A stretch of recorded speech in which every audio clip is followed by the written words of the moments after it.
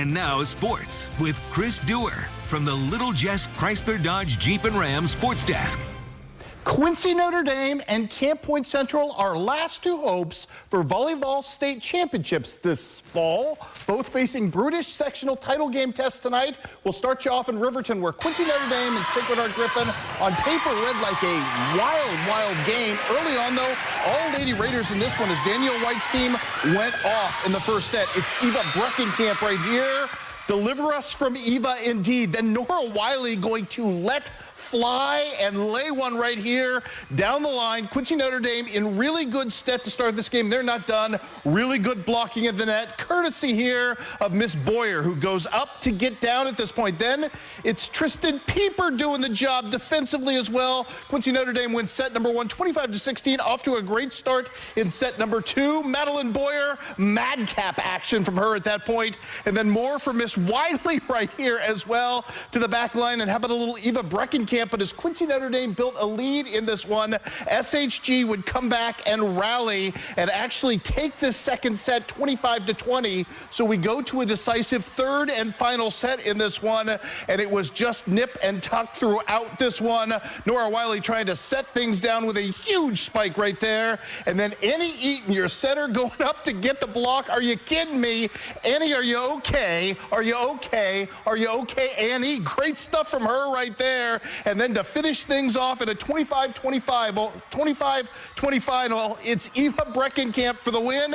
Quincy Notre Dame wins tonight and advances 2-1 your final. Up next for the Lady Raiders, a repeat showdown, just as they played in their tournament with the #1, or at least former #1 team in the state, Breeze Mater Dei, who took out Columbia.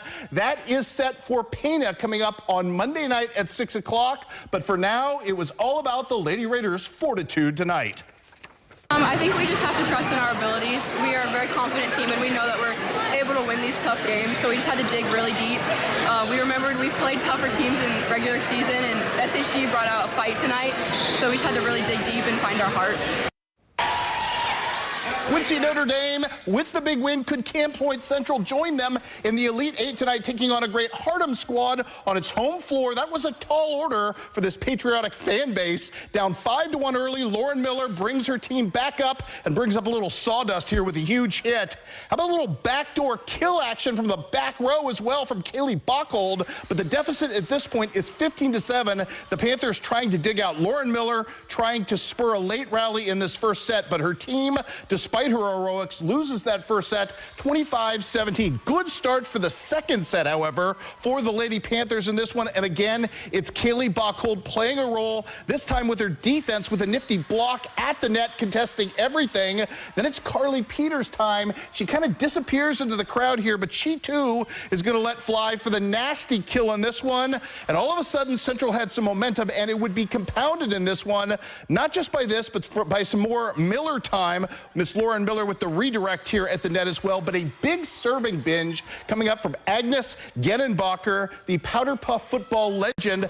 The face ace right here. She followed that up with a second one. 8-5 lead for Central, but it would dissipate as well as Hardham gets the deed done. They eliminate Central and win this one by the final count of 25-17, 25-19 to end Camp Point Central's very fine season.